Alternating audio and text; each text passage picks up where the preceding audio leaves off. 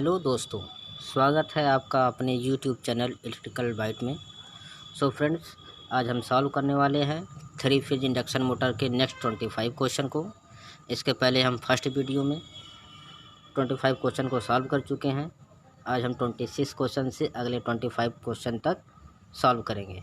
तो फ्रेंड्स, आइए शुरू करते हैं। हमारा पहला क्वेश्चन है, the torque develop in the cage induction motor which auto starter is. कहने का मतलब कि पूछ रहा है कि किसी स्क्वायरल के इंडक्शन मोटर का स्टार्टिंग टार्क कितना होता है जैसे ही आप स्टार्ट करते हैं उसको। तो फ्रेंड्स, फार्मूला होता है हमारा starting torque upon switching torque जैसे ही हम मोटर को चालू करते हैं is equal to 1/3 starting current upon full load current का होल स्क्वायर इनटू स्लिप। तो फ्रेंड्स, इसको हम के कह सकते हैं। सो फ्रेंड्स, तो फार्मूला हमारा बन जाता है starting torque upon switching torque is equal to K square. तो फ्रेंड्स, हमारा स्टार्टिंग टार्क क्या होता है, के स्क्वायर इंटू स्विचिंग टार्क। तो हमारा सही आंसर है फ्रेंड्स। किसी भी 3 फेज इंडक्शन मोटर के स्क्वायर के इंडक्शन मोटर का टार्क जो होता है के स्क्वायर इंटू टार्क विच डायरेक्ट स्विचिंग। जैसे ही हम किसी 3 फेज इंडक्शन मोटर को स्टार्ट करते हैं उस समय का जो टार्क होता है वो इंटू के स्क्वायर की वैल्यू होती है starting current upon switching current. So friends, हमारा सही आंसर है सी, के square torque with the direct switching. Second question आते हैं friends 27 number. When the equivalent circuit diagram of a double squirrel cage induction motor is constructed, the two cage can be considered। Question कह रहा है कि double cage squirrel motor जो होता है उसका रोटर में जो वाइंडिंग होती है वो आपस में किस तरीके से जुड़ी हुई होती हैं। सो फ्रेंड्स, ये दोनों वाइंडिंग जो होती हैं आपस में पैरेलल में कंसीडर करती हैं। जब हमेशा इलेक्ट्रिकल सर्किट डायग्राम बनाते हैं तो इन दोनों वाइंडिंग को हम एक दूसरे के पैरेलल में एजम्स करते हैं। सो फ्रेंड्स, हमारा सही आंसर है इन पैरेलल। ये नहीं होगा, इन पैरेलल विच स्टेटर, ये नहीं होगा क्योंकि स्टेटर के पैरेलल में नहीं होती है, ये खुद ब खुद दोनों वाइंडिंग आपस में पैरेलल होती हैं। तो हमारा सही आंसर होगा इन पैरेलल। 28 क्वेश्चन आते हैं friends. It is advisable to avoid line starting of induction motor and use starter because. Question कह रहा है किसी भी इंडक्शन मोटर को डायरेक्ट लाइन के थ्रू स्टार्ट नहीं करना चाहिए, उसके लिए हमको स्टार्टर का प्रयोग करना चाहिए। ऐसा क्यों किया जाता है? तो फ्रेंड्स, किसी भी मोटर का 3 फेज इंडक्शन मोटर को बिना स्टार्टर के स्टार्ट करने पर वह उसका स्टार्टिंग करेंट 5 से 7 गुना तक अधिक होता है, जिसकी वजह से हमारा मोटर हमारी जल सकती है, जिसके लिए हमको स्टार्टर का यूज करके स्टार्टिंग करंट को कम किया जाता है। तो इसका सही आंसर होगा friends, motor take 5 to 7 times it the full load current. Second 29 question है friends. Stepless speed control of induction motor is possible by which of the following method. कह रहा है कि स्क्वायरल के इंडक्शन मोटर जो होता है उसमें स्टेपलेस स्पीड कंट्रोल कैसे प्राप्त किया जाता है। तो फ्रेंड्स, हमारा पहला ऑप्शन है ईएमएफ इंजेक्टिंग इन रोटर सर्किट। तो ईएमएफ इंजेक्टिंग रोटर सर्किट, ये हमारा रोटर में ईएमएफ इंजेक्ट करके स्पीड कंट्रोल को स्क्वायरल केज में नहीं किया जाता, ये किया जाता है स्लिप रिंग में। तो ये ऑप्शन तो होगा नहीं। चेंजिंग द नंबर ऑफ पोल, हाँ फ्रेंड्स, हमारा सही आंसर होगा चेंजिंग नंबर ऑफ पोल। किसी भी 3 phase squirrel cage induction motor के स्टेटर पोल के जो पोल्स होते हैं उसको चेंज करके हम स्टेपलेस स्पीड कंट्रोल प्राप्त कर सकते हैं। कैस्केड कंट्रोल ऑपरेशन जो होता है ये भी हमारा स्लिप रिंग इंडक्शन मोटर में होता है। नेक्स्ट क्वेश्चन आते हैं friends. Rotor rheostat control method speed control is use for, rotor rheostat control किस मोटर में यूज किया जा सकता है। सो फ्रेंड्स हम आपको बता दें, स्क्विरल केज इंडक्शन मोटर में रोटर रियोस्टेट कंट्रोल मेथड का यूज नहीं किया जाता है। रोटर रियोस्टेट कंट्रोल मेथड का यूज हमेशा और हमेशा स्लिप रिंग इंडक्शन मोटर में होता है, क्योंकि स्लिप रिंग इंडक्शन मोटर की जो रोटर होती हैं वो वाउंड रोटर होती हैं, स्टार में कनेक्टेड होती हैं। उसको हम बाहर से एक्सटर्नल रेजिस्टेंस लगा करके उसके स्पीड को हम कंट्रोल कर सकते हैं। तो हमारा सही आंसर है friends slip ring induction motor only. ये क्वेश्चन फ्रेंड्स हम आर के राजपूत की बुक से सीधे और सीधे लेकर आए हुए हैं, जो कि ये ऐसी बुक है जो क्वेश्चन सीधे और सीधे एग्जाम में पूछे जाते हैं। सेकंड क्वेश्चन है friends, in the circle diagram of induction motor the diameter of the circle represent. तो फ्रेंड्स आपको बता दें, किसी भी 3 फेज इंडक्शन मोटर की जो कैरेक्टर स्केच होती है उस सर्किल डायग्राम के थ्रू हम अधिकतर ज्ञात करते हैं। इस सर्किल डायग्राम के थ्रू हम जो हमारा ये क्षैतिज लाइन होती है ये हमेशा और हमेशा हमारा लोड करंट को डिपेंड करता है, प्रेजेंट करता है। ये जो ऊर्ध्वाधर लाइन होती है हमारी पावर को प्रेजेंट करती है। तो इस प्रकार से क्वेश्चन पूछ रहा है कि डायमीटर, डायग्राम में जो डायमीटर होता है वो क्या प्रदर्शित करता है। तो डायमीटर जो हमारा व्यास होता है और हमेशा हमेशा हमारा ये लोड करंट मतलब कि रोटर करंट को रिप्रेजेंट करता है। जो ये हमारा ऊर्ध्वाधर लाइन होता है ये हमारा इनपुट पावर को रिप्रेजेंट करता है। इसी इनपुट पावर है हमारा रोटर लॉस, आउटपुट इत्यादि जितने भी लॉसेस होती हैं सब इसी में कंसीडर होती हैं। तो सेकंड क्वेश्चन है फ्रेंड्स, अभी के लिए हमारा सही आंसर होगा इसमें रोटर करंट।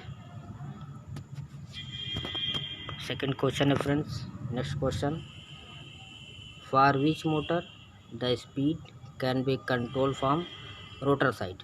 ऐसी कौन सी मोटर है जिसकी स्पीड हम रोटर साइड से कंट्रोल कर सकते हैं। तो रोटर साइड से उसी मोटर की स्पीड को कंट्रोल किया जा सकता है जिसके रोटर हमारी में वाउंड रोटर हो। तो वाउंड रोटर की जो मशीन की होती है स्लिप रिंग इंडक्शन मोटर की। तो हमारा सही आंसर होगा friends squirrel cage induction motor, ये नहीं होगा। दूसरा option slip ring induction motor only. तो हमारा सही आंसर है slip ring induction motor only, slip ring induction motor only. Next question है friends, if any 2 phase of an induction motor are interchange. कह रहा है कि 3 फेज इंडक्शन मोटर की अगर 2 फेज को आपस में अगर आर वाई बी है, यदि इन दोनों को आपस में इंटरचेंज कर दिया जाए तो क्या होगा। तो फ्रेंड्स बता दें कि जैसे ही आप इसके किसी भी 2 फेज सीक्वेंस को चेंज करेंगे इसकी रोटेटिंग मैग्नेटिक फील्ड की दिशा भी चेंज हो जाएगी, क्योंकि इसकी फेज सीक्वेंस जैसे ही चेंज होगी आरएमएफ भी चेंज हो जाएगा। जैसे ही आरएमएफ चेंज होगा हमारे रोटर की घूमने की दिशा भी चेंज हो जाएगी। तो इसमें सही आंसर होगा हमारा friends the motor will be run in reverse direction. हाँ यही ऑप्शन हमारा सही होगा। सेकंड ऑप्शन क्या है, the motor will be run reduce speed, ये नहीं होगा। The motor will not run, ये भी नहीं होगा, मोटर रन करेगी। The motor will burn, motor जलेगी नहीं, ये भी गलत है। तो हमारा the motor will be run in reverse direction. Next question friends, an induction motor is. Induction motor क्या होता है। कह रहा है कि self starting with zero torque, self starting with high torque, self starting with low torque, none of self starting. तो friends बता दें, कोई भी 3 फेज इंडक्शन मोटर या इंडक्शन मोटर होती है वो हमेशा और हमेशा सेल्फ स्टार्ट होती है। सेल्फ स्टार्ट तो होती है लेकिन ये हमेशा और हमेशा लो स्टार्टिंग टार्क वाली मोटर हमारी होती है, हाई स्टार्टिंग टार्क नहीं होती, क्योंकि सबसे हाई स्टार्टिंग टार्क जो होती है सीरीज मोटर की होती है, इसलिए लो स्टार्टिंग टार्क होती है। तो अभी के लिए हमारा सही आंसर होगा सेल्फ स्टार्टिंग लो टार्क, सेल्फ स्टार्टिंग लो टार्क। और हमेशा ये स्क्वायरल केज इंडक्शन मोटर की बात की जाए तब, अगर यहाँ स्लिप रिंग की बात की जाए तो स्टार्टिंग टार्क हाई होगा, लेकिन सीरीज मोटर की अपेक्षा लो ही होगा। नेक्स्ट क्वेश्चन है friends, the maximum torque is an induction motor depend on.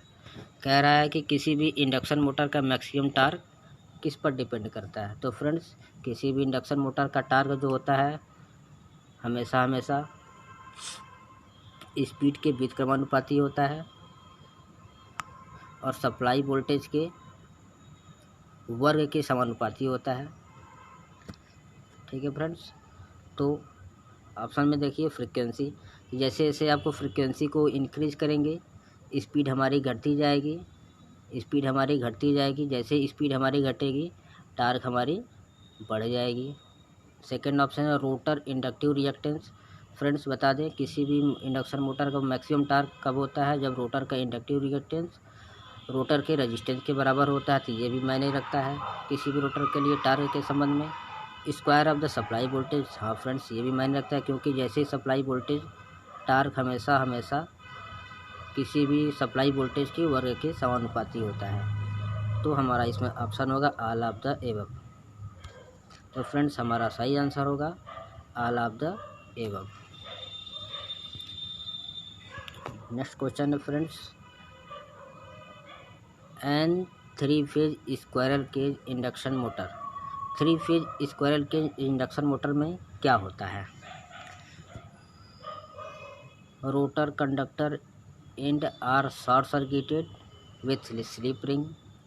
किसी भी फ्रेंड्स बता दें, किसी भी स्लिप रिंग इंडक्शन मोटर की बात तो नहीं, जो स्क्वायरल केज इंडक्शन मोटर जो होती है उसमें जो रोटर बार्स हमारे स्थापित किए जाते हैं, रोटर बार्स जो हमारी ये इंड रिंग के थ्रू शॉर्ट सर्किट किए जाते हैं।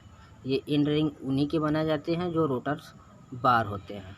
तो फ्रेंड्स ऑप्शन देखिए, ऑप्शन कह रहा है rotor conductor ends are short circuited with slip ring. ये तो होगा नहीं, क्योंकि इंड रिंग के थ्रू शॉर्ट किए जाते हैं। Rotor conductor are short circuited through an end ring, यही हमारा ऑप्शन सही होगा। Rotor conductor are short circuited through an end ring. Rotor second option है rotor conductor are kept open. Open तो नहीं रखा जाता है, शॉर्ट सर्किट रखा जाता है, तो कोई ऑप्शन सही नहीं है। सही ऑप्शन है हमारा option number B, rotor conductor are short circuited through an end ring. Next question है friends, in an 3 phase induction motor the number of poles in the rotor winding is always.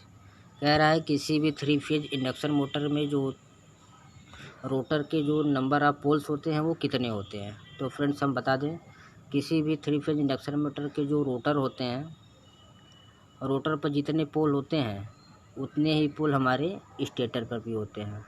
तो हमेशा जो stator pole के बराबर ही rotor pole, stator pole में जितने पोल होते हैं उतने ही पोल हमारे रोटर पर भी बनाए जाते हैं, same to same pole.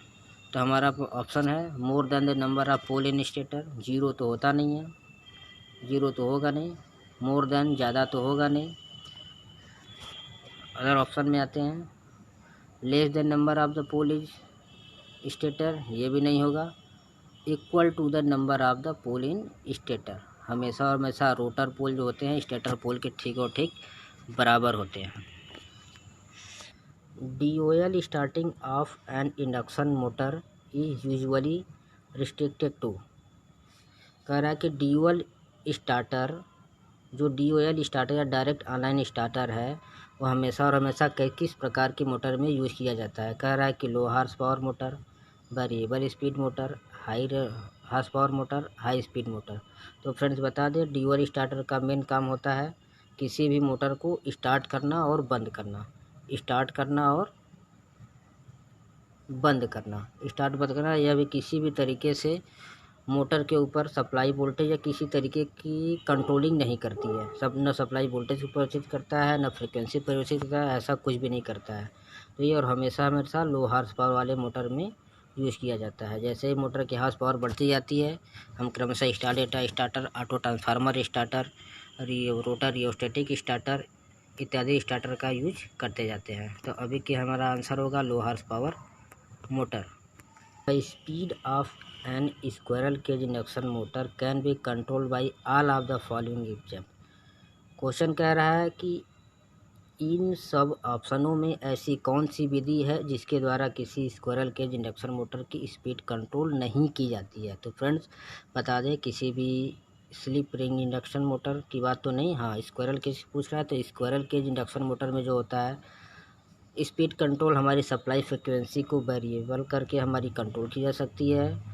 Number of poles को भी परिवर्तित की जाती है, क्योंकि जो सिंक्रोनस स्पीड जो होती है 120 एफ अपान पी के समानुपाती होती है, 120 एफ अपान पी के समानुपाती होती है, इसलिए पोल्स को परिवर्तित की जा सकती है। चेंजिंग द वाइंडिंग रेजिस्टेंस, ये नहीं किया जा सकता है। तो वाइंडिंग रेजिस्टेंस को चेंज करने के लिए हम स्लिप रिंग मोटर का यूज़ करते हैं।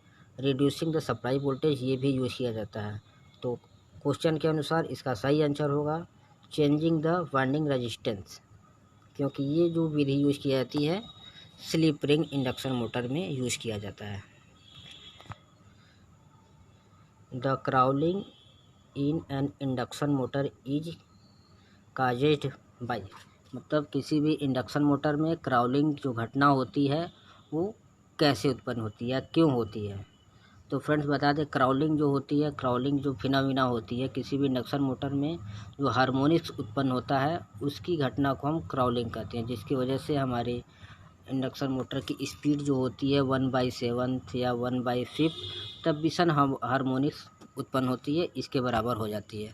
तो हमारा कह रहा है कि क्यों उत्पन्न होती है? तो हाई लोड्स इसकी वजह से उत्पन्न होता नहीं है, low voltage supply, improper design of machine, ये भी नहीं, harmonics develop in the motor. तो क्वेश्चन के अनुसार हमारा सही आंसर होगा harmonic develop in a motor, क्योंकि क्राउलिंग की वजह से ही हार्मोनिक्स उत्पन्न होने की घटना को ही क्राउलिंग कहा जाता है। नेक्स्ट क्वेश्चन है 41 question, the power factor of an induction motor under no load condition will be closer to, कह रहा है कि नो लोड कंडीशन में किसी भी 3 फेज इंडक्शन मोटर का पावर फैक्टर कितना होता है? तो बता दूं फ्रेंड्स, इंडक्शन मोटर की जो पावर फैक्टर होती है, जितना कम लोड होगा पावर फैक्टर उतना ही कम होगा। और हमेशा इंडक्टिव लोड होती है तो हमेशा लैगिंग तो होगा ही होगा। तो फिर क्वेश्चन के अनुसार सही आंसर हमारा होगा लैगिंग तो होगा ही होगा, और सबसे कम भी होगा 0.2 लैगिंग। अगर इससे भी कम होता तो हम वो ऑप्शन लगाते हैं। नेक्स्ट क्वेश्चन है friends, the cogging of an induction motor can be avoided by, कह रहा है कि किसी 3 फेज इंडक्शन मोटर की जो कॉगिंग फिनोमिना होती है उसे हम कैसे दूर करते हैं? तो फ्रेंड्स बता दें, कॉगिंग जो फिनोमिना होती है वो रोटर स्लॉट और स्टेटर स्लॉट दोनों आपस में इक्वल हो जाने के कारण लॉक हो जाते हैं, तो जिसके वजह से रोटर हमारी स्टार्ट नहीं होती या घूमना बंद कर देती है। तो इस फिनोमिना को कम करने के लिए रोटर स्लॉट और स्टेटर स्लॉट में हम डिफरेंस रखते हैं। तो रोटर स्लॉट जो होता है स्टेटर स्लॉट से कम रखी जाती है। तो सही आंसर होगा हमारा friends having number of rotor slot more are less than number of the stator slot, हमेशा रोटर स्लॉट जो होता है स्टेटर स्लॉट से या तो ज़्यादा रहेगा या तो कम रहेगा, जिसकी वजह से हम कॉगिंग फिनोमिना को कम कर सकते हैं। नेक्स्ट क्वेश्चन है friends, if an induction motor which certain ratio of rotor to stator slot run at 1/7 of the normal speed इस phenomena will be termed as. तो फ्रेंड्स बता दें, किसी भी 3 फेज इंडक्शन मोटर में जब हार्मोनिक्स उत्पन्न होती है, यानी कि जब उसमें क्राउलिंग इफेक्ट उत्पन्न होता है, जिसकी वजह से हमारी रोटर की स्पीड जो होती है विषम सन्नादी होने के कारण 1/7, 1/5, 1/9 इत्यादि गति से घूमना आरंभ कर देती है, जिसकी वजह से रोटर की स्पीड कम हो जाती है। इस घटना को हम क्राउलिंग कहते हैं। तो सही आंसर होगा हमारा फ्रेंड्स क्राउलिंग। इसमें ऑप्शन जो कॉगिंग है, ये कॉगिंग इफेक्ट अभी आपको बताया कि रोटर स्लॉट स्टेटर स्लॉट के जब बराबर हो जाता है तो रोटर स्लॉट और स्टेटर स्लॉट आपस में लॉक हो जाते हैं, जिसकी वजह से मोटर चलती नहीं है। इस घटना को कॉगिंग कहते हैं। हमिंग जो होती है फ्रेंड्स, हमिंग की वजह से मोटर बस हंट होती है। हमिंग और हंटिंग दोनों सेम होता है। नेक्स्ट क्वेश्चन है friends, sleep of an induction motor is negative when. कह रहा है किसी भी इंडक्शन मोटर की स्लीप नेगेटिव कब हो सकती है। तो फ्रेंड्स बता दें कि किसी भी इंडक्शन मोटर की स्लीप जो होती है NS माइनस NR जो अपान NS होती है। तो इस स्थिति में स्लीप हमेशा और हमेशा पॉजिटिव आती है। तो स्लीप नेगेटिव लाने के लिए क्या करना होगा कि जो रोटर स्पीड होती है हमारी सिंक्रोनस स्पीड से जब ज़्यादा हो जाएगी उस कंडीशन में हमारी स्लीप नेगेटिव प्राप्त होगी। तो इसमें सही आंसर होगा friends magnetic field of rotor stator is opposite direction. ये तो होगा नहीं। Rotor speed is less than the synchronous speed. जब रोटर स्पीड जब लेस होगा सिंक्रोनस स्पीड से तब तो स्लीप हमारी पॉजिटिव प्राप्त होगी। तो ये भी ऑप्शन नहीं होगा फ्रेंड्स। नेक्स्ट ऑप्शन आते हैं rotor speed is more than synchronous speed of the field and are same direction. हाँ, ये ऑप्शन हमारा सही होगा। Rotor speed is more than the synchronous speed in the same direction. Same direction में अगर motor हमारी घूम रही है, अगर रोटर की स्पीड ज़्यादा होगी सिंक्रोनस स्पीड से, जो हमारी स्लिप प्राप्त होगी हमेशा नेगेटिव स्लिप प्राप्त होगी। तो सही ऑप्शन हमारा होगा सी। नेक्स्ट क्वेश्चन है friends size of high speed motor as compare to low speed motor of the same horse power motor. कह रहा है कि दो मोटर हैं जो दोनों की हॉर्स पावर सेम है। एक की स्पीड ज़्यादा है, अब दूसरे की स्पीड कम है। तो कह रहा है the size of the high speed motor as compare. जो हाई स्पीड जो मोटर है उसकी साइज लो स्पीड मोटर की अपेक्षा क्या होगी। तो फ्रेंड्स बता दें सेम हॉर्स पावर के होने की स्थिति में जिस मोटर की साइज यानी कि जिस मोटर की स्पीड ज़्यादा होती है वह मोटर हमेशा छोटी साइज की होती है। तो ऑप्शन के अनुसार हमारा सही आंसर होगा फ्रेंड्स हाई स्पीड वाले का पूछ रहा है। तो हाई स्पीड अगर जो मोटर है तो उसकी साइज हमेशा स्मॉलर होगी। 3 phase induction motor star delta motor stator delta connected is carrying full load and one is fuse blow out then the motor. कह रहा है कि एक 3 फेज इंडक्शन मोटर है जिसका स्टेटर डेल्टा में कनेक्टेड है। यदि जिसका स्टेटर मान लीजिए कोई स्टेटर है ये डेल्टा में कनेक्टेड है, ये 3 फेज सप्लाई है RYB डेल्टा में कनेक्टेड है। कह रहा है कि यदि इसमें से एक सप्लाई अगर फ्यूज हो जाए तब क्या होगा। तो फ्रेंड्स बता दें अगर ये हमारा लोड जो मोटर है लाइटली लोड पर चल रहा है तो एक फ्यूज अगर ब्लो हो जाने पर जो सप्लाई होगी जो 2 लाइन बचेगा उसके ठीक अक्रॉस जो ये वाली लाइन अक्रॉस जो बर्निंग होगी वो जल जाएगी। इसके वजह से हमारी मोटर सिर्फ और सिर्फ 2 बाइंडिंग पर काम करती रहेगी और मोटर हमारी सेम डायरेक्शन में लो स्पीड पर चलती रहेगी। तो हमारा सही आंसर होगा will continue running burning it's one phase. इसका एक फेज जल जाएगा और रन करता रहेगा। दूसरा ऑप्शन कर रहा है will continue running burning it's two phase नहीं 1 फेज बर्न करेगा। विल स्टॉप नहीं होगा चलता है क्योंकि लाइटली लोड पर चल रहा है। Will continue running without any harm of finding नहीं, किसी भी हानि से मोटर चलती नहीं, हानि तो उसमें ज़रूर होगी। तो सही आंसर होगा friends will continue running burning in 1 phase. अगर ये हैवी लोड रहेगा, अगर यही मोटर अगर हैवी लोड है तो हमारी मोटर स्टॉप हो जाएगी और उसमें कोई ना कोई परमानेंट डैमेज आ सकता है।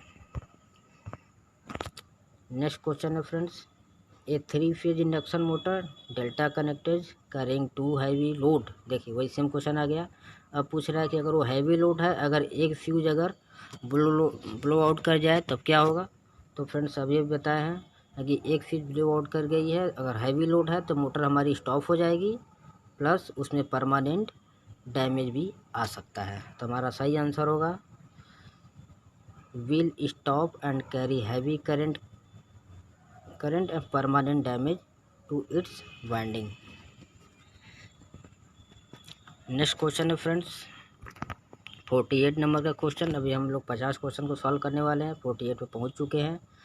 48 क्वेश्चन है low winding at motor terminal is due to, कह रहा है कि किसी वही मोटर के टर्मिनल पर लो वोल्टेज की सप्लाई आने का मुख्य कारण क्या हो सकता है। तो कह रहा है इनएडिक्वेट मोटर वायरिंग, मतलब मोटर की वायरिंग जो है कि सही तरीके से नहीं की गई होगी, हाँ इसकी वजह से मोटर सप्लाई में कमी आ सकती है। प्रॉपरली रेगुलेटेड पावर सप्लाई, हाँ इसके वजह से भी अगर रेगुलेटेड पावर सप्लाई दे रहे हैं तो इसकी वजह से हमारी मोटर पर सप्लाई रिड्यूस होकर के आ सकती है। तो हमारा सही आंसर होगा एनी ऑफ द अबव। इसमें दोनों कारण हो सकते हैं। इनएक्वेट मोटर वायरिंग मतलब कि मोटर की वायरिंग ढंग से नहीं की गई होगी, properly regulated power supply. Next question 49 का नंबर है, इन an induction motor the relationship between stator slot and rotor slot is that, कह रहा है कि रोटर स्लॉट और स्टेटर स्लॉट में क्या संबंध होता है। तो फ्रेंड्स बता दें कि अभी अभी ऊपर हम आपको बताए हैं कि रोटर स्लॉट और स्टेटर स्लॉट हमेशा और हमेशा एक दूसरे से अलग अलग होते हैं, हमेशा सेम डायरेक्शन में नहीं होते हैं। रोटर स्लॉट और स्टेटर स्लॉट सेम संख्या में नहीं होते हैं। तो हमारा सही आंसर इसमें से ढूंढिए, stator slot are equal to rotor slot, ये नहीं होगा, इक्वल नहीं होता है। Stator slot as exact multiple of the rotor slot, ये भी नहीं होगा, एग्जैक्ट मल्टीपल तो होता नहीं है। Stator slot are not exact multiple of rotor slot, यही ऑप्शन हमारा सही होगा। यही क्रिया हम कॉगिंग इफेक्ट को दूर करने के लिए यूज़ करते हैं कि रोटर स्लॉट को स्टेटर स्लॉट के ठीक मल्टीपल या ठीक इक्वल में नहीं रखा जाता है। नेक्स्ट क्वेश्चन है 50वां नंबर का क्वेश्चन है friends, slip ring motor is recommended where, कह रहा है कि स्लिप रिंग मोटर जो होता है किस जगह पर रिकमेंड किया जाता है। कह रहा है कि बता दें फ्रेंड्स कि स्लिप इंडक्शन मोटर की जो स्पीड होती है वो अच्छी होती है, पावर फैक्टर भी अच्छी होती है, इसकी स्टार्टिंग टार भी काफ़ी अच्छी होती है, फ्रीक्वेंट स्टार्ट भी किया जाता है, स्टॉप भी किया जा सकता है, रिवर्स इन रिक्वायर्ड, उसको रिवर्सिंग भी अच्छे से की जा सकती है, स्पीड कंट्रोल भी किया जा सकता है, हाई स्टार्टिंग टार्क भी होती है। तो हमारा क्वेश्चन के अनुसार सही आंसर होगा हमारा आला वेबर। स्पीड कंट्रोल उसमें काफ़ी अच्छा होता है, स्लिप इंडक्शन मोटर में स्पीड कंट्रोल भी अच्छा होता है, फ्रीक्वेंट स्टार्ट किया जा सकता है, फ्रीक्वेंट स्टॉप किया जा सकता है, फ्रीक्वेंट रिवर्स किया जा सकता है, और हाई स्टार्टिंग टार्क भी होता है, क्योंकि रोटर के रेजिस्टेंस में एक्सटर्नल रेजिस्टेंस लगा करके हम उसके स्टार्टिंग रेजिस्टेंस को बढ़ा करके हम उसके एफिशिएंसी को बढ़ा सकते हैं। तो लास्ट क्वेश्चन है friends 51 question, a load on an induction motor goes on increase, कह रहा है कि जैसे जैसे इंडक्शन मोटर के ऊपर लोड किस प्रकार पावर फैक्टर को मतलब कह रहा है कि प्रभावित करता है, किसी इंडक्शन मोटर का लोड पावर फैक्टर को किस रूप से डिपेंड करता है। तो फ्रेंड्स बता दें किसी भी इंडक्शन मोटर की जो पावर फैक्टर होती है वो कम लोड पर पावर फैक्टर बहुत ही कम होती है। जैसे जैसे आप लोड को बढ़ाते जाते हैं पावर फैक्टर का मान भी बढ़ता जाता है, लेकिन एक ऐसी स्थिति आती है कि एक निश्चित लोड पर पावर फैक्टर का मान अधिकतम होता है, फिर जैसे जैसे लोड को बढ़ाते जाते हैं पावर फैक्टर का मान फिर से वापस घटता जाता है।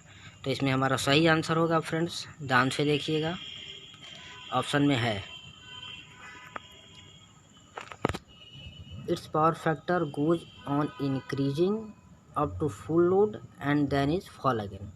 तो सही आंसर हमारा होगा ऑप्शन नंबर डी, मतलब पहले पावर फैक्टर बढ़ेगा, उतनी स्थिति तक बढ़ेगा, मैक्सिमम लोड पर मैक्सिमम पावर फैक्टर प्राप्त करेगा। जब मैक्सिमम लोड आप फिर से बढ़ाना शुरू कर देंगे तो पावर फैक्टर वापस घटना शुरू हो जाएगा, लोड करंट अधिक लेना शुरू कर देगा। तो फ्रेंड्स अभी के लिए हमारे 50 क्वेश्चन पूरे हो गए, 50 नहीं 51 क्वेश्चन हो गए। अब हम नेक्स्ट वीडियो में आएंगे, इसके आगे क्वेश्चन को सॉल्व करेंगे। सो फ्रेंड्स आई होप कि आप लोगों को समझ में आया होगा काफ़ी अच्छे से।